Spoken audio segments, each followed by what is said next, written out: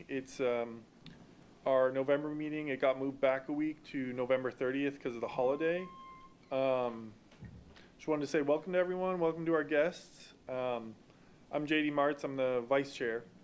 Chrissy's out today, but we will continue as usual. So our kind of first order would be just approving our minutes from the last meeting. So do we have a motion to approve? Okay, I got a motion and two, and what do I do next? Do I say like? All in favor? Oh yeah, all in favor of approving the minutes? All right, aye, cool. Approved. Okay. You can also say all opposed. And all opposed? Nay. Eh? Motion carried. Okay, so our next agenda item is the clerk's office overview. So I think we'll be handing it over to one of you just to kind of give us an overview. Really just to give us an overview of the office. I kind of thought we were answering questions, so I didn't Oh, really okay. prepare anything specific, so. Oh, gotcha. I wasn't quite sure. What kind of information are we looking for from the clerk's I office? guess I guess we'll start with just kind of like, what do you guys do at your office, or what comes out of your office? Okay, so we handle birth, death, marriage requests. We handle voter access, voter registration, elections. My office also handles select board. I'm the clerk to the select board, so licensing for liquor licenses, car dealer licenses, people who are looking to hold a block party, anything like that that has to do with town property. So we kind of handle all of that. So really, our office is generally the first place that people kind of come. When they don't know where to go, they come to the clerk's office, and then we kind of direct them. Okay, cool. Actually, that's great to know, because then you guys could kind of be our, direct us in the right direction if we're looking to collaborate with any of the other offices. Sure. So I guess, does anybody have any questions to lead at all, or? Okay, go for it. I know that at the very early phases of this commission, you had a great idea, which was the handicap accessible voter booth. Yes, correct. And so I'm interested in, and we have been talking about that, and then we've had to sort of realize that our commission was in a very much an organizational level, and so we had to kind of fall back before we knew what our budget was going to be, and we're still looking at that. But I would be interested to know just if there's any other particular situations that you guys can identify, given that you have a really wide breadth and depth of involvement here, and a lot of things that are going on with the town, people coming to you. Are there any other places that you've identified difficulties or limitations with accessibility to town services or services that some of our residents are looking for? Well, I know that Stephanie did look at, during an election, we have, they're called automark machines, which were required by the state to have for people who can't physically mark a ballot. So the state requires us to have these automark machines. So those are available for people. If they came in and were having trouble marking the ballot, we have that available for them. That's the one that's on the computer screen that sits up front? Yep, it's up front. Okay. Yes. So one of the things that Stephanie had mentioned would be a great idea, although we don't have funding for it. So to have a lower level voting booth, an accessible voting booth for people who can maybe physically mark a ballot, who would like to vote in their precinct, as opposed to having to come over to the table next to the automark machine. So we try to accommodate people as best we can for whatever they need. So if a voter is coming in and I see that they are physically, just try to share the mic as best you can. if they're physically unable to, walk across the field house, we have wheelchairs available for them. We also, I would also go out to the parking lot and help them vote from their car if they needed to do that. And then if they can't walk across the field house and they're comfortable, I would let them vote at that table where the automark machine is, or sometimes they're comfortable sitting right at the table where we're sitting as the clerk's office. So it's however the voter is comfortable. We'll do what we can to accommodate them. But having one handicap voter booth in each precinct, so that would be 8, would be super helpful if somebody needs to come in maybe in a wheelchair and wants to participate, in their precinct, as opposed to making a separate accommodation. Okay, that's Yeah. very helpful. Can you speak at all to what you, thank you. And to what you think the number of residents who might be looking to access those lower, shorter, and by lower level, I just want to clarify, we mean shorter to the ground. I would have no Booths. way to know that. Well, how many are using the Automark? During an election, I might have 0 Okay. during an election. And people, if they're unable to make it to the polls, they do have the option to do absentee voting at Right. home. So some people who are physically challenged who can't get to the polls do have that option. Okay. So it's hard to say. Sometimes I might have 2 people who need to use the automark machine. But because you're using the automark machine might not necessarily mean that you need the lower booth. True. Okay. So it's hard to say. Yep. So we just do what I might maybe once during an election, I might go out to a car for somebody who. Yes. And sometimes they'll call ahead of time and say, oh, my mom is, just had surgery and can't physically come in, and I'll say, just tell the police officer that you're there, and they'll let me know, and I'll come out. Okay, great. So we do that too. Yeah. Thank you. Do you advertise those services of like, we'll come out to your car, we'll, like, I Not mean- specifically, but we. I'm just kind of like, how do people know that they exist as Right. as Right, 'cause you might not know options? that. Yeah, Right. Like, I feel like, I did not know that until this minute. Right. That that Right. was something that, I mean, Right. obviously I'm able-bodied, but. Yep, yep, yeah, but we probably could add something to the website. Yeah, that definitely. If in fact that was the case, but that might be a good idea to do. And it's okay, because I know my son's gone before that, he's in a wheelchair, and he can't mark a ballot, but my husband helped him with it. so- And that's okay, too. And that's okay. too. Yeah, Yes. so they can. Just so people know you can have help, too. Right, so you can You bring can, yes. someone to help you, you can ask, and a Right. co-worker can help, whoever they're comfortable with helping them Right. is perfectly okay. Some people may not, would rather do it privately, what I mean? Exactly. It just depends, I know Yeah. it depends, but.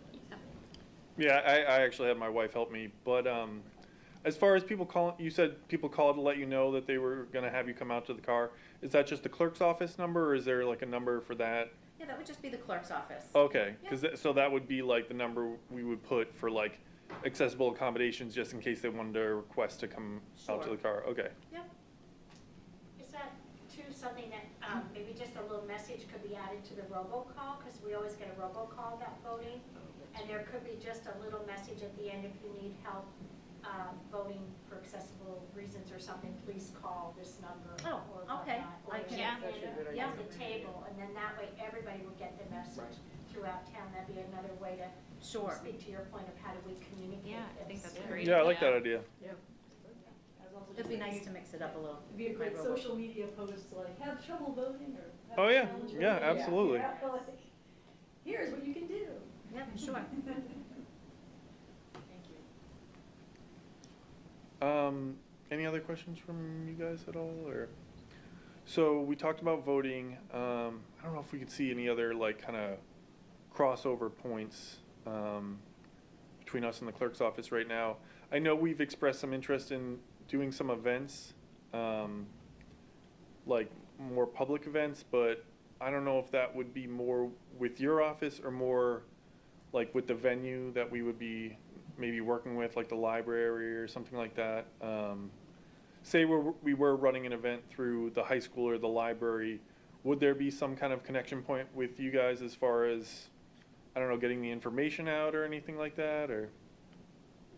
No, we wouldn't really get involved with that. Okay, that's what I thought. Yeah. Go direct through the library, or through the school department. The only possible opportunities that I've seen in the past is like, if we needed it, if we were doing a liquor license for an event, I don't know, do whatever kind of events you want, then that would go through them. If you have, if this commission starts doing a recurring event that's like an annual thing and we want to do a banner, then that might go up through them as well. And as we're talking even about like the voter accommodations and whatnot, I know that there is a banner for that. I don't know if there's space in that design. Maybe that also goes up on the banner of like where to call for accommodations. That's like a quick addition to even any typical voting post and whatnot. So yeah, it's like a lot of the behind the scenes administrative things. Sure, yes. But you guys are responsible for the banners that hang in like the downtown street area, like, The select board controls that schedule. So okay, we have repeat events that come up over the year. And what happens is the first time an organization wants to hang a banner, they have to come before the select board. So they would come before the select board and the agenda item really reads Kathy Ellsworth will appear for a first time banner for, knitting club, I don't know. Whatever. yeah. And then I would have to come to the select board, I would go to the podium and say, I would like to hang a banner, this is my event, this is what it's all about. And then the board would vote on that, then the banner could go up, and then the following year, if you want to do a repeat event, you don't have to appear before the board again. You would still have to fill out the application and submit that. Oh, okay. Yep, but Oh, the nice. select board controls that. And if you wanted to do like a block party, for example, and you wanted to, another example would be the tree light ceremony on Saturday, I think this week. Yep. So the Falcon Fest that's running that had to come before the select board. I think they came at the last meeting. And they came to the podium and talked about what the event is and where they wanted to block the street off and how they wanted to run that event. And then the select board, they go through each member of the select board to ask questions, and then the board votes to approve or not the event. Oh, okay, That's great. how that kind of works. Nice. Yeah, go for it. One question I also have is, so as you both are aware, this commission is actually coming up on a year. Happy 1 year, y'all. Yeah. So they are still relatively new. They're situating themselves in the community, like as a recommissioned commission. And I'm curious if there are other areas in the scope of the work that you do every day that you think could be potentially opportunities for this commission to step in, whether it's just for you to come in and present a challenge, or if it's like a long-term collaboration, or even just day-to-day things that you might need some sort of think tank, if you will, because there is a decent amount of people power here. Oh, that's great. I can't, off the top of my head, I can't think of anything, but we'll certainly keep that in mind and reach out if we come up with something. Definitely, yeah. Kind of keep an eye out for that. I guess the last question I have will be like, say we wanted to, I don't know, let me try and think of an example. Okay, say like Pope's Landing, it's a public Danvers landing. Say we want to add some kind of accessibility feature there. Like, is that something we would go through you with to then, as like a kind of intermediary, to then talk to like the harbor master or the select board? Or the select board wouldn't get involved in that particular item. I would imagine that the direction for that would be DPW. okay, So DPW is going to kind of control all of that. They may refer you over to Recreation, because Recreation kind of handles Pope's Landing and Endicott Park, so there would be some collaboration between those departments. But the clerk's office probably would not get in the middle of that. okay, cool. It's more about, where's the funding going to come from to do some of those things. Oh, okay. Lots of great ideas, and there's a lot of things that we'd all love to do, and they would want to probably put in for funding for some of that. And that's where you would cross in at the funding point? Not me specifically, like but if part of the budget process would be warrant articles for town meeting, so you would probably work with either Recreation or DPW, and then a request for funding would go in, and then that would be voted on at town meeting. Okay, Or, gotcha.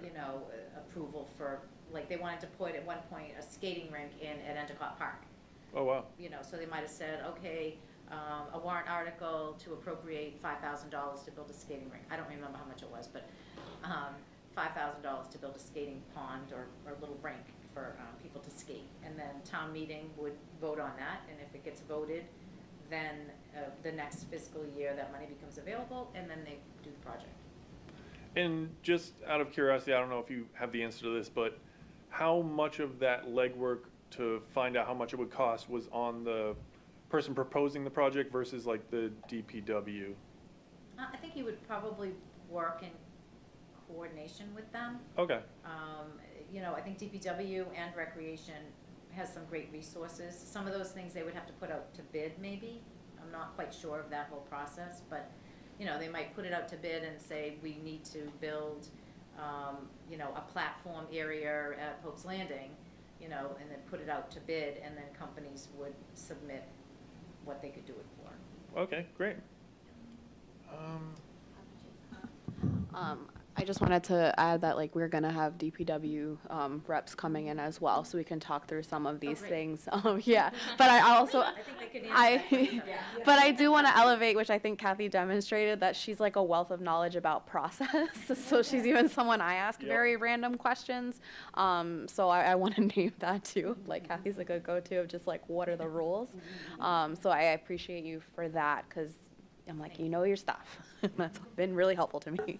I don't have all the answers, but I can generally. But you know who to send them right to, and that's really important for us. Sure. Okay, right, exactly.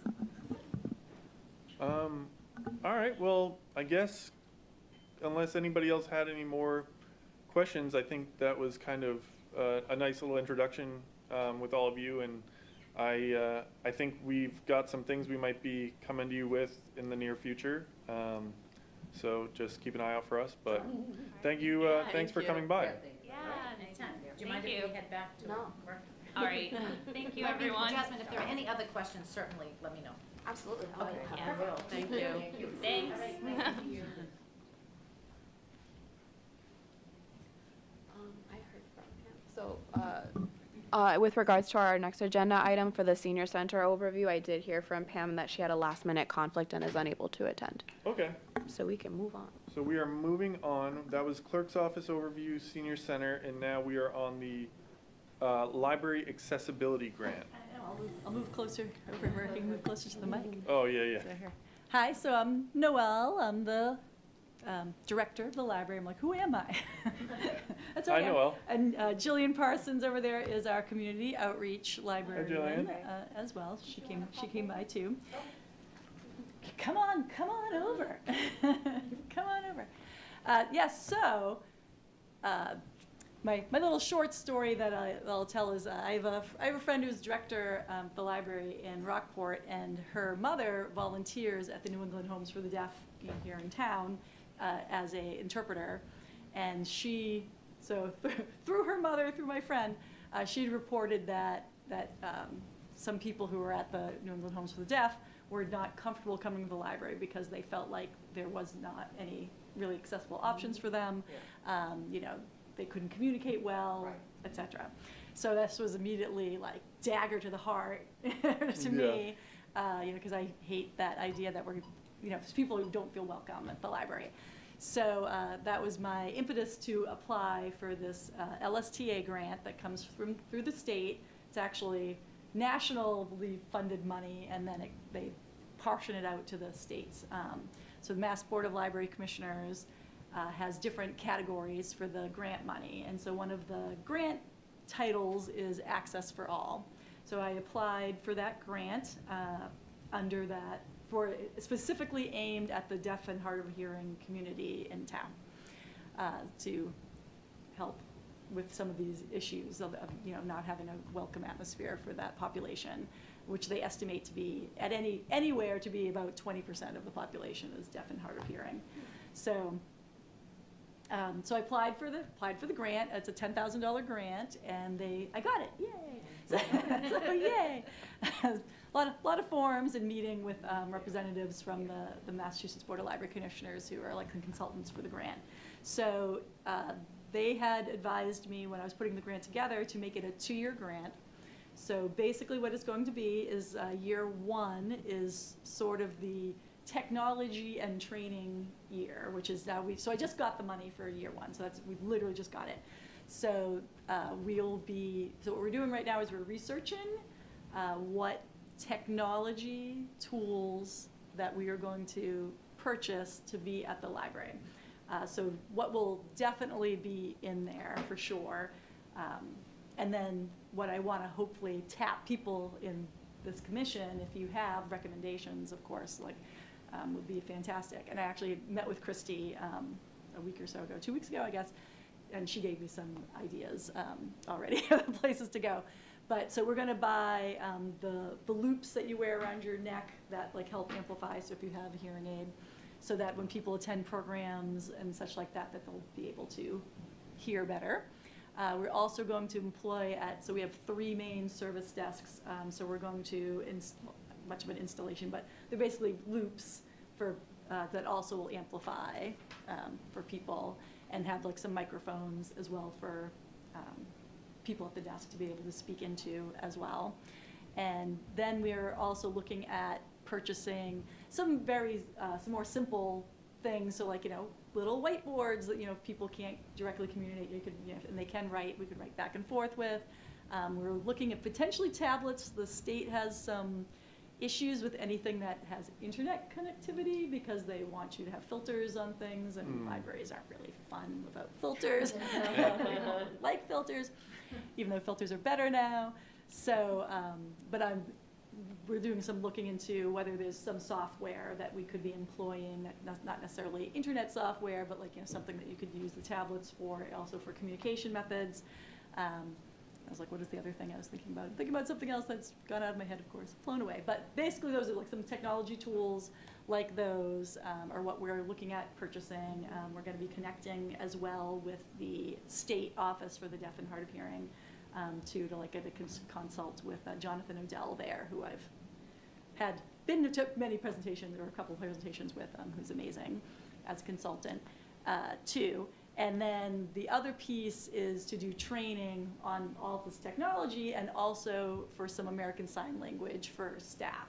So the goal is to have the staff have at least, like everybody on staff, to have at least like a very basic vocabulary, that is very library related, so that we can at least communicate some in ASL, and then to have a handful of members on staff who are willing to have a more deep training in ASL, so that they could actually have some conversation as well. So I've actually already spoken to the Beverly School for the Deaf about this, and they are willing to put together like a class that would be like a library-specific class for staff. So yeah, so I've already been like doing a lot of background work on it before they ever got the grant. So because regardless of whether we got the grant, we were going to move forward with some of these things anyway, because I'm not going to be like, I'm not going to say like now I know of a need, and I'm not going to, whatever, I don't know. Like, well, we would fund it one way or another. So that's like kind of like the little background of the grant of like, that's year 1. And so then year 2, and the grant's kind of like October to September is their year. And then year 2 is going to be focused on programming and outreach services. So Jillian already visits regularly the New England Homes for the Deaf. She already has an outreach connection there that she goes monthly to visit there and do services with the population there. And so we're going to like enhance that connection that we already have there as well. We're going to be surveying that population specifically to like see what other needs that they have that we can hopefully fulfill with this grant as well. And then we also want to do programming. So, doesn't matter who you are, like a lot of people are interested in all the same kinds of topics. Like, doesn't matter how able-bodied we are or not. So we will be doing some surveys to see what they're interested in, but we want to try to put together some programming, both virtual and in library programming so the virtual programming, we want to be able to hopefully be able to commit to, if it's one a month, if it's whatever, that we have translated, virtual with CART. And then we want to also hopefully with like maybe some of our bigger programs that we know, like would draw a lot of people, have an ASL translator there for those as well. Yeah, so interpreter. So those are our goals that we're trying to hit with the grant. I don't think they're not achievable. I feel like they're pretty achievable goals. And we're trying to do things for all ages when we get to the programming piece and stuff. So I've already, like our children's librarians already got like, baby signs people and, things like that. And the teen librarian is interested in like doing, and I know actually at when we did, what was that? What was the thing we did in the June last year? I can't remember what it is anymore, not this past year, the year before. Anyway, that like there was like a table at the event that had a sign language group. There was like a sign language club or group or I can't even Was remember. that Healing and Unity? Yes, yes. I couldn't remember the name of it right now. But I remember because they came over to our library table and they like showed me how to sign my name and like gave me a sheet and I was like, oh, love this. So we want to kind of connect with some of those groups that already exist as well too, and just really and so that's like a great way to like work in with the teens too, and then obviously with the adults as well. So that's kind of our grant goal. So I wanted to make sure I had the chance to come and talk to all of you about like this grant, and then I am super happy at any point in time to take any advice and comments or anything that, you know, if you in your work are like, oh, hey, here's this hot new, like awesome, you know, application that you could be using, or here's like, you know, whatever it is, you know, because we want to make sure that we're not just getting things in a vacuum, right? We want to make sure we're getting things that are actually going to be useful to people, like, because we were also talking about the communication cards, you know, as well as something else that we can have, and that's, you know, and that's going to help. And I can't. Sometimes I think, is it like, how do we not already have these things? Like it just seems, you know, yeah, the common sense that we'd already have those, because even just for people who speak another language, if you have common symbols, you know, you can communicate with the cards as well. So I feel like I'm so behind the times that I don't already have these things in my pockets. But those are all things we're going to, so yeah, so more than happy to take anything from anybody who, you know, advice. And just also as you were talking to Kathy here about the clerk's office too, and you just happen to say, oh, maybe we want to have an event at the library or something like that. Also, that is to say, like, you can just deal directly with me or Julian, actually.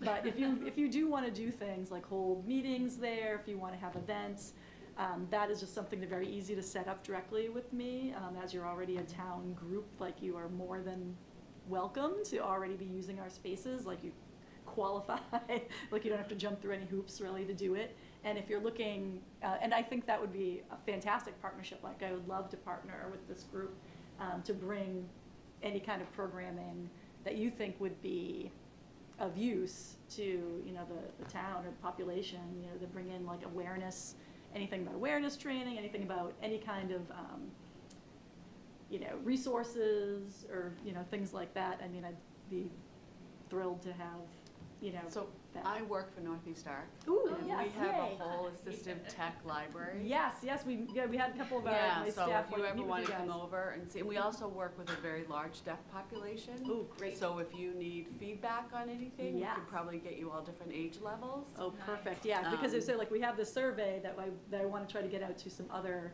Yeah. because obviously so that's not we just have for adults homes with on deaf. down. Perfect. We have some who, you know, use cochlear implants for hearing, others who only use ASL. Yep, yeah. And we're actually have done a number of ASL classes trying to get more of our staff to have some language, because our population's growing. So Yeah, if there's yeah. anything that we can provide you in terms of, I'm not on that side, I'm on the HR side, but I Yep. can put you in touch with the right people. Yeah, Because it because, would be beneficial. we love Northeast Arc. We have some volunteers from Northeast Arc Yeah, at the library. yeah. And I know we bring our groups over. Yeah. Yes, yeah. So as I say, like, if there are places where there's other connections, where we can do things, because that's to me, like, is what we should be doing as a library anyways, to be making these connections and to be enhancing, you know, what you're doing or trying to do as well. And we are one of those few places that, not that we're super great with accessibility, but we're better than some other places. You know, there are accessible entrances and ways to get in as well. But and that's in my big like 10-year plan is to like do a big renovation and like really like that elevator. And just like there's Yeah, that was really the most egregious thing I came across anyway during my audit, you know. It's terrible. I was gonna say it's terrible. What a Some of the terrible old elevator. ones are, I know, are Well, and it's all red inside, like a giant Yeah. mouth. I mean, it's like just, it's like a horrifying, and it goes clank, clank, as you, I mean, it's just, it Take some leaks. I mean, teeth there's out all the we sorts doors. always of. worked around Yeah, that, exactly. you know, starting to move because it's so, you know, makes sense, it's so expensive. Yeah, but, so that's one of my big long-term goal is to have a renovation, of the building, which I'm assuming is a 10-year goal. Yeah. Like, that's Yeah. really, realistically, it'll be like a 10-year goal. But the state, is the Mass Board of Library Commissioners does also work with getting grants for libraries to do building renovations and new buildings. So that's a case of me starting now to kind of get on that list, and because then it's always a list, you know, Right. people waiting. So there's several $1 million a year that they have, that a lot of millions of dollars a year that the state does grant them for library improvement projects, and they have gotten that amount raised over the years. So that will be me, like, trying to grab out of that pie, like in the With everybody future. else, yeah. Yeah, with everyone else, but you know, like, I mean, we haven't had a real renovation for like 40 years, Yes. you know, in that building, and so it's time, it's time, like, there's all these little improvements that have been made, but, you know, and especially, you know, that with accessibility being, you know, in our lens of something we really want to do, like that, just that ramp, when you get off the elevator and like, Oh, yeah. this very long ramp going. So if you, I mean, that's terrible. Like, it's a terrible long ramp. There's no way to shortcut it. If you have a walker, I mean, that must take you like a million years to go down that ramp. You know, and and unless you're coming in that back entrance, there's no way. Right. You know, There to isn't any avoid way, it. right, to avoid Yeah, it. there's no way to avoid, like, and I don't. They could have.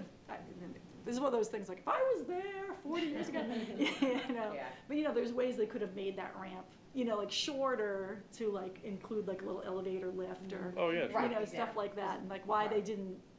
Do It's that like the at the pitch and everything time. has to be right, so that's why, I'm sure that's why it got designed that way, but. Yeah, well, you know, even whatever. And it was 40 years ago. I wasn't there, so you know, so I don't know. But those are all things that I really want to make sure that the library is working like with this commission. If you have, you know, ideas, input, like, you know, of course we saw that your survey of the library and Oh, getting yeah, around yeah. it and everything, which is super valuable. Like that's. Oh, yeah, like, I'm happy to that's- do that Yeah, anytime. extremely valuable, you know, for us to see where we're having issues with someone being able to access the library. And, you know, like we can we can't do much about our shelving because everything's either too high or too low, like in all libraries. But you know, we need to figure out ways, like, so if you were on the 3rd floor trying to get a book off a tall shelf, like, what is your option? Like, right now, Right. you don't really have an option besides you yelling, hey, can someone Hey, give me a someone hand. get this book Yeah. on the top shelf? From the 3rd floor. Well, it does work because we have that big hole in the middle of the thing. But, you know, there's probably some better ways we can think of to, you know, help people.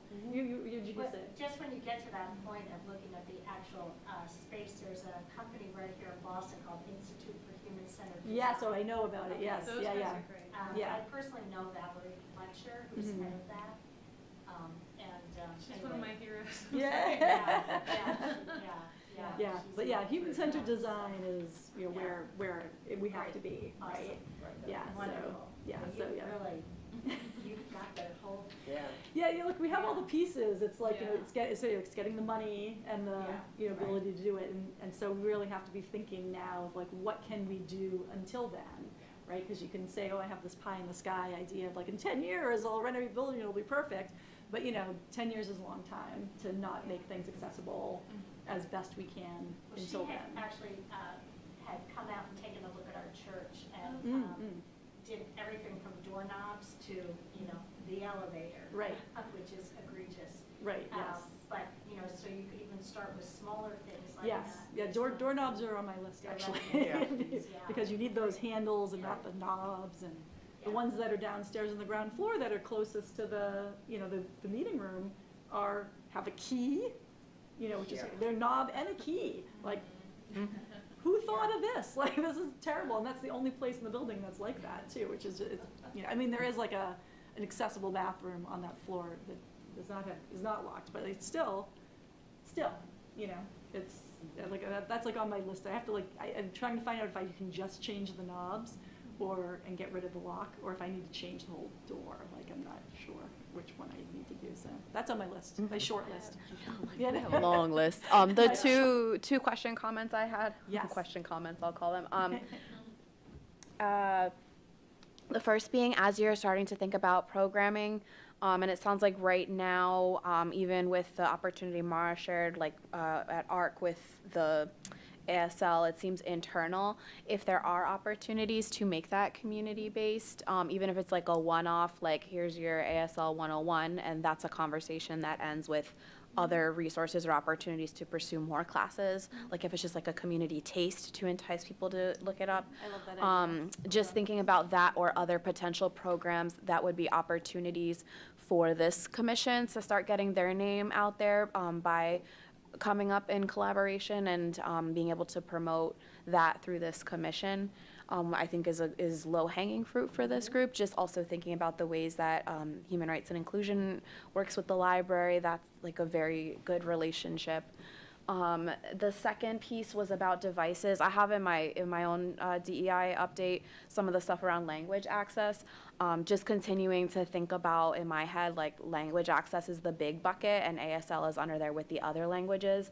I was literally on a call earlier today that started talking about devices, and I was like, oh, like I put the survey out, I got all the things, but I didn't think about devices. So I already from that one conversation got a couple options, or at least municipalities that are already using devices. And if it sounds like you all are even further ahead than I am, so I'm like, in support of my own capacity, I'd love to get in on some of those conversations. As always in our community, I want as much as possible to keep things uniform. It's difficult enough getting access. I would hate for the same resident who is part of the public schools and then comes to town hall and then goes to the library, now has to encounter 3 different services and 3 different devices.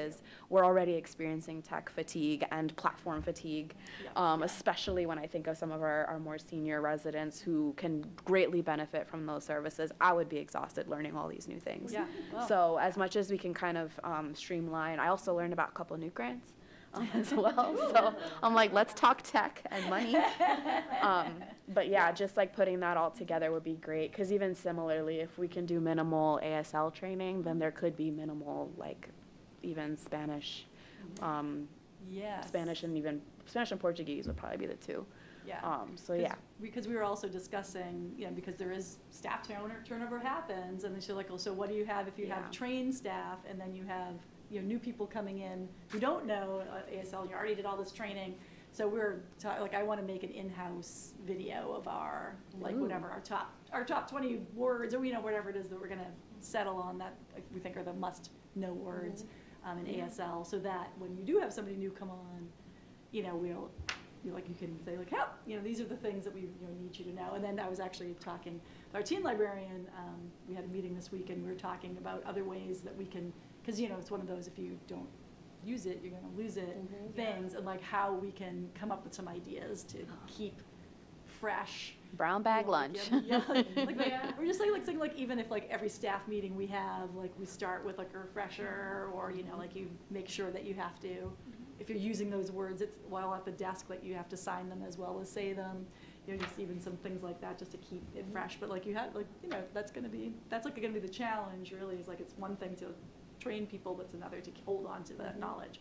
So that's like another little hurdle that we'll see how that goes. I don't know how it'll go, but we'll see. And if it's a question also of the library's own like institutional knowledge, I mean, you also have this Equity and Action Committee like that's working to think about these idea-related things. Idea meaning like inclusion, diversity, equity, and access, and that could be another potential like structure or mechanism, because that similarly is a new group that has ideas but wants to work in collaboration with you about how to make them more useful. Just thinking about where does this information live, and how do we share the bandwidth of responsibility of continuing to pass on information, because that turnover certainly, it is a big challenge. Right, and everybody's having the same problems of keeping staff and everything, and so you're like, how do you keep this really cool thing that we're gonna do alive like throughout it? So but I guess that's all I had to say. Does anybody else have any other questions or comments? I mean, just adding on to that, like, what if there was some kind of, just like language conversation nights, I don't know, that could be open to the community. We do like, Spanish, Portuguese, ASL, maybe French, I don't know. I don't know how many, but it would be worth like, as long as it's like kind of low low bar. Yeah, low right. bar, you know, see Yeah. who shows up, you know, that kind of thing. See Yeah, we what, do have a ESL group right now that meets twice a month, I guess. It's twice a month. The woman who runs it is a Spanish speaker, but, you know, I mean, she'll take anybody, you know, who want, you know, to like help with that. So that's like something that we do have going on right now too. But it would be interesting to put together. are they something ever like that. looking to like invite like native English speakers to come in just to help or test? She has somebody, I think, helping her right now. Oh, okay. But I don't, you know, like, I don't know. I don't know the answer to that question, but, you know, I can ask. Cool. It would be at least a good model to start from, if not integrate lots of languages into the same place. Yeah, I think it's like, I don't know, I feel like I've been coming across a lot recently, just people expressing interest in learning other languages, so I feel like, oh, maybe there is an audience for that, to just open it up to the community or something like that. And the library does have a free language database as well that has like a gazillion languages on it, you know. So, but it's a language learning database, but it has like everything in it, and it's just accessible to anybody, like who can go online basically. So it's called Transparent. That the state actually provides it for. All And you the just libraries in the access state. that through the library website? Yep. Oh, great. Yep. Yeah. That's great to know. Yeah. It's free. It's nice. It's wonderful. It I has know, yeah, the library is great for a lot of free resources. Yeah. Yes, Absolutely. yes, it is. That's what we do. Yeah. We're like, please take our things. Yes. Julian, I'm just curious, in your monthly volunteering time you spend there, what are the issues, thank you, or the most desired improvements in accessibility that the population that you're working with have identified as, that would make them feel more welcome in the library? Sure, mainly translation. From ASL? Yes, Okay. from ASL. We've had some barriers with them coming to visit, you know, with several of the members at the same time, in terms of, you know, how does that go? How do we create, you know, smooth flow with things? And so it's a lot of the training issues. So we want to have more back and forth, them coming to us coming to them. So the barriers, I think the will is there, the you know, wanting to be part of, you know, both communities. The language is a problem that the people that I see are more in the rehab space, so they also have some physical barriers getting into the library. So that's part of it. Seems like it would be great if there were an app like Google Translate Well, that could somehow translate into ASL sign. to. I know that they have video calls, so Yeah. that seems like that could be Like a video something, translation service. I know Right. in my work in healthcare, we always have access to language-based, spoken language-based translation services, but that would be. Google Translate does not do that. No, no, of course Yeah, not, yeah. but I wonder if that's a resource that maybe some of the funding could go to cover the potential gaps that you've identified with staff turnover and the difficulty sometimes with maintaining those skills with a language that you don't always use if you had access to that interpreter. Even going once a month and doing, you know, skills practice, it goes so fast. It's really hard to keep up, I would say. So I guess part of the issue would be the front line, you know, what happens at the circulation desk and how we can make that smoother transaction. Yeah, and we did subscribe, which the town has as well, and the schools have it too, the Lexikey, is it Lexikey Learning? Language services. Language services, which you can use for translation of documents. You can also use it, you can do on-demand translation and then scheduled translation too. So, you know, the hitch, of course, is that like then they charge you by the minute, you know, for like your translation thing. So so it's a difficult thing to budget, right? Because you don't know how you're gonna use it, whatever. So we just signed up for it. So we're trying to figure out like how to work that into our, you know, like regular life at the library and like when we can use it.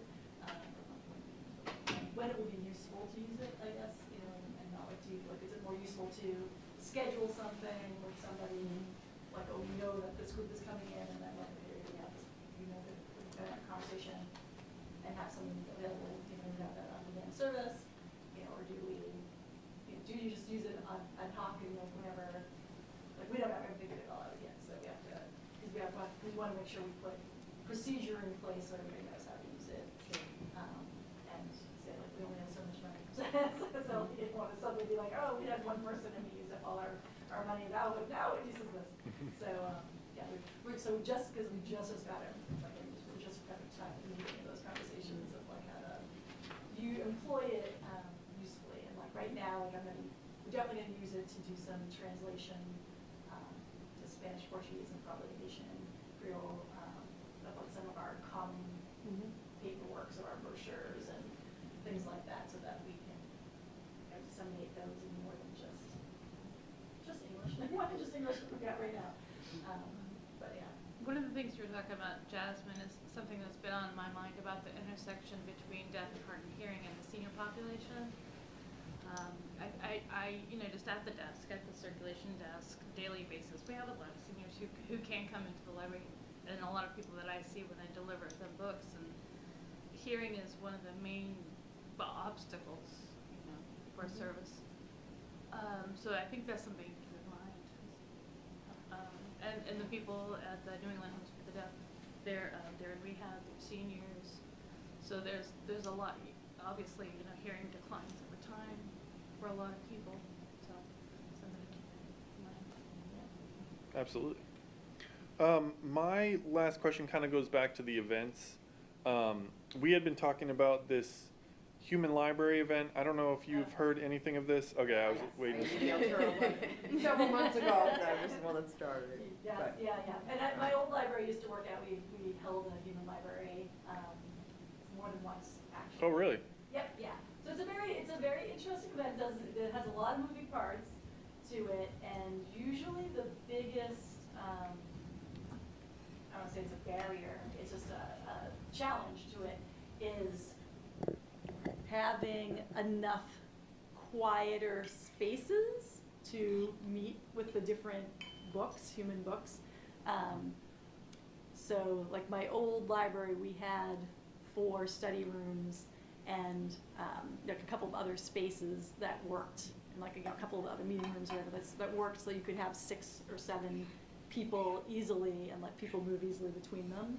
Like our library, because with the 4 floors and like the way it's set up would be a little bit more difficult. And not saying we can't do it, but just that it's a little bit more challenging to try to figure out how to do that without, you know, overlapping people in the spaces or having more interruptions or whatever. But not to say it's not doable. We just would have to really think about how to make it work properly. But it's a fantastic event though. It's like really, really interesting. And the people who come are obviously self-selecting, right, to come to that, and they're interested in learning about different people in different ways. So it's really like a powerful event when it happens. So I mean, I'd be more than happy to like sit and talk about like how we could make that happen too. So Yeah, absolutely. I mean, just when I kind of did my audit, I was just kind of like looking around for that, and I noticed like there was that downstairs room that was like kind of bigger. I forget what it was called. It's kind of near the archive. yep, yeah. You have to go Yeah, and like you could fit maybe 2, maybe 3 in there, and then like, I don't know, there was like the ESL room or something, and then the kind of the upstairs area where we had the race conversations. Yeah, we could probably do at least 5 to 6 spaces. Yeah, we could probably do 5 to 6 How- spaces. Oh, sorry. No, I'm sorry. I was just going to ask, how many books did you do in the past experiences you had with it? Or? I think we did in the realm of like around 6. I think we did around 6. Oh, okay. Because the way we scheduled it was to have a period of time, like, so, you know, whatever, say it was 2 hours or something. I can't remember exactly now, but I can find out.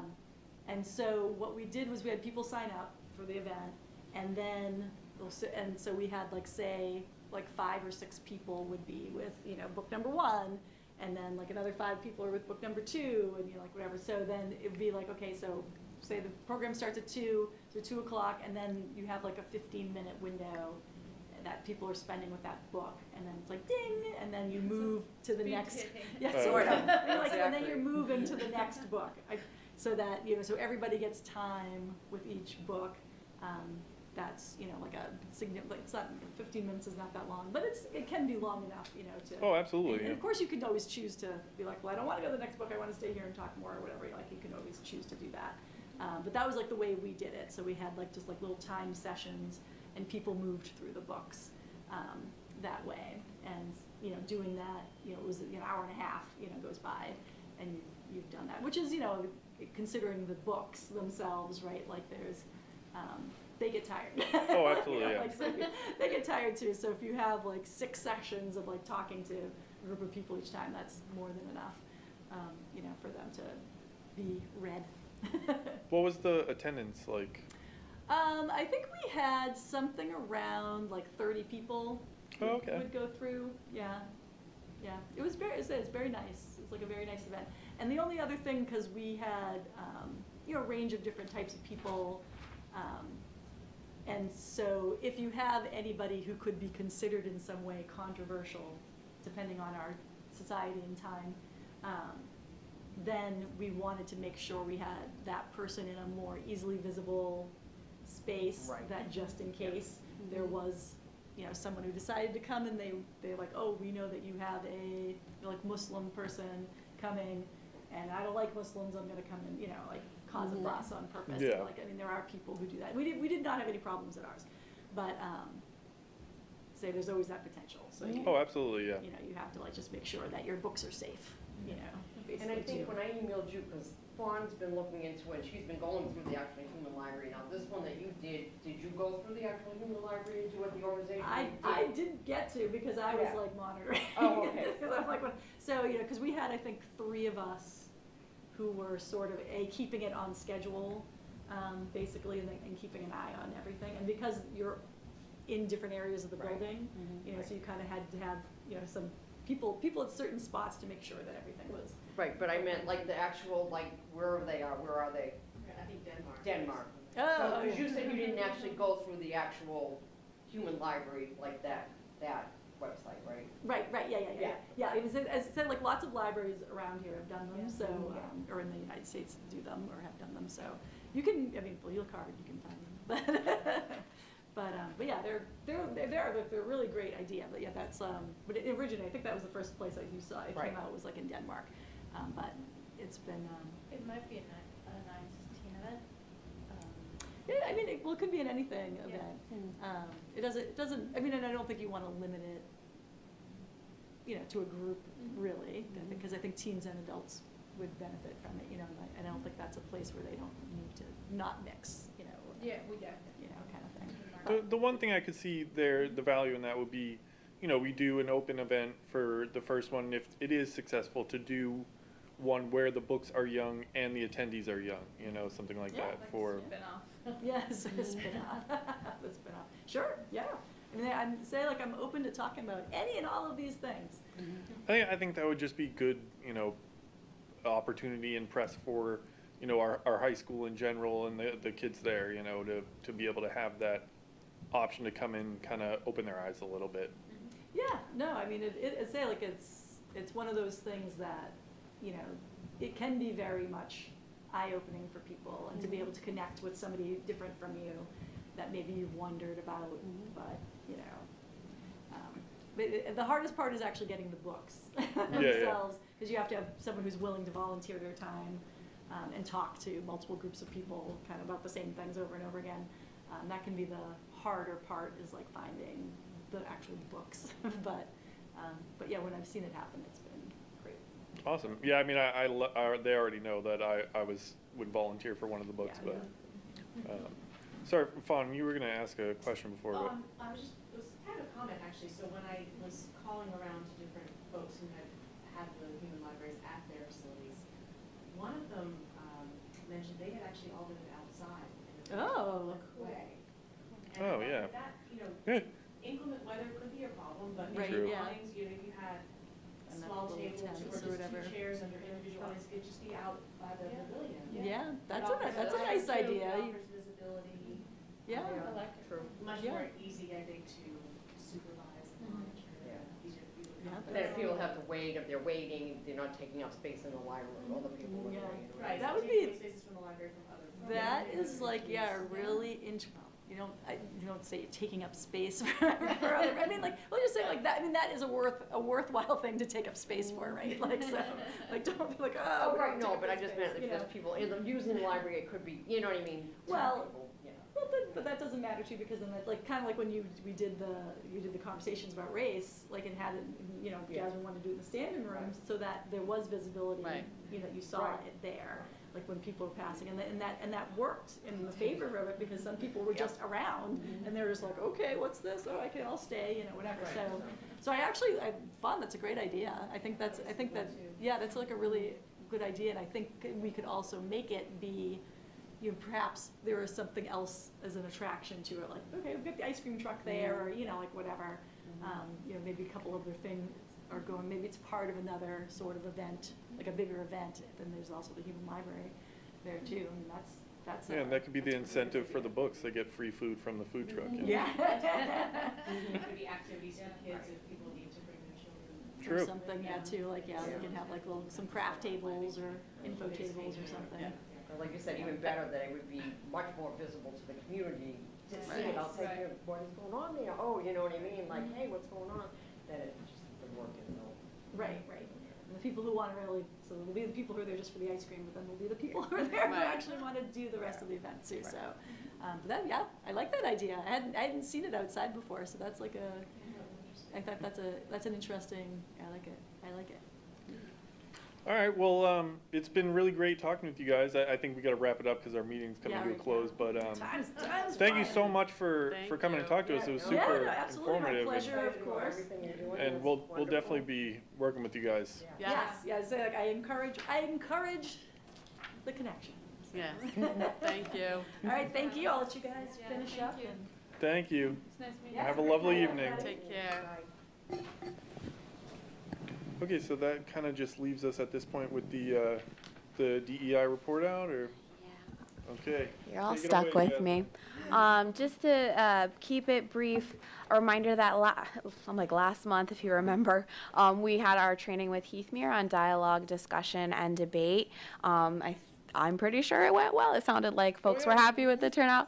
And the next thing we have, which I'll get into shortly, is January, talking about, originally we were thinking about trying to schedule our third training in December.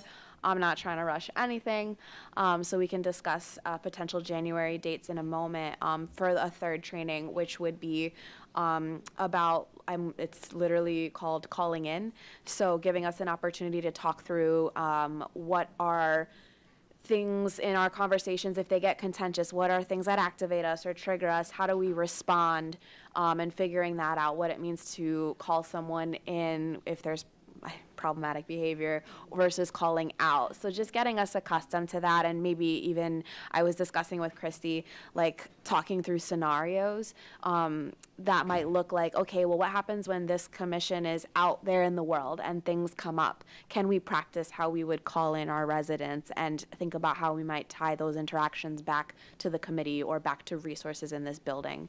So that's like the briefest overview of what I'm thinking about, but I can follow up with a more thorough blurb as well. I also just wanted to share a yay moment for me. Today, Town Hall, we launched our employee training series. So this is like every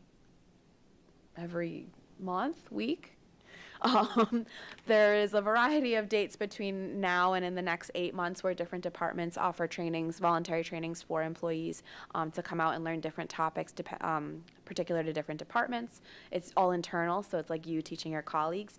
Mine today was what I called a DEI crash course. So I'm just happy to share that it went well and people were receptive, and even some folks were like, this wasn't what I thought it would be, which can be a backhanded compliment, but I took it as a great, I'm changing the narrative on what this job is. I said, if I wanted to be a hall monitor, I would walk around with a taboo buzzer and buzz it every time someone said something problematic. So I was excited to share about that. Regarding language access, Noelle just talked about this. We secured the contract with Lexicate Language Services.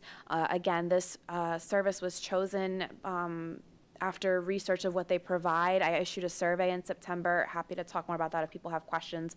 But among town employees, seeing what kinds of things that they needed translated, like what services people who are non-proficient in English needed, what languages they needed them in, and where those areas were. So we were able to narrow down some of that. We have a virtual training next week for how to use the platform itself. And I'm hoping to follow up with more conversation about what other devices we might need and what like cultural humility training that staff might need. So, because I'm giving them this tool, but I want to be mindful that they know when to use it. What is like costing us that money to make the phone call versus, maybe take a beat and realize this person is still speaking English, and like let's not shuffle them along. Right, all of that. We got to unpack all those microaggressions. So, and I also learned today in the Language Access Roundtable I was in earlier today, just listening, about Randolph, Massachusetts, just had to their, is it a town or a city? Their municipal website, this service called Recite Me, where it's like a function on their page that does not just the language translations, which our new website has, but it also offers all the varieties of accessibility. Like, so you click this one button and it's like, do you need to change the color composition for your vision? Do you need broader or larger text? Do you need this spoken out loud? It's really cool, symbol-based. I'm still clicking around, but I'm sharing it so you all, in case you want to look into it. Because I was like, like that might be the next level and the next step to our language access. So I was excited about that. I have many upcoming events, but most importantly, Monday, December 11th, at 5:30 on 1 Maple Street, so CVS, right next to the Christmas tree, is our Danvers menorah lighting. I'm really excited because after a decade of doing that in the community, we're moving it to a more visible location. I'm excited about this too, what's called a gelt drop. For those who didn't know, the fire trucks, I guess, lift their ladder, so as long as one is available and there's no emergencies, they lift the ladder and they drop chocolate coins for kids to collect. So it seems like we're, turning up our festivities, like turning them up a notch. I'm excited. Other families will be lighting the menorah for the rest of the nights, so I'm excited. We have that same week on the 14th, which is a Thursday, our final living room conversation. That was a series with Heathmere, Seeing and Living as White. There have been already 2 conversations, right, talking about white identity, exploring that, talking a little bit about like socialization, how do we come into these views, and this is kind of almost like a next step. So it's like we did all this, now what is there left to think about? How do we apply this to future interactions? So that's also coming up, and then I'll give these dates more specifically as we get closer, but January is the MLK Day celebration is coming up, and then we're even talking about in Black History Month doing a first of its kind sort of just basically a party, like Black Joy, celebrating that experience and elevating the amazing Black people we have here in our community that on our day-to-day we might not even notice. So those are just some upcoming events related to that. Are there any questions before I speed over to the January training date? No.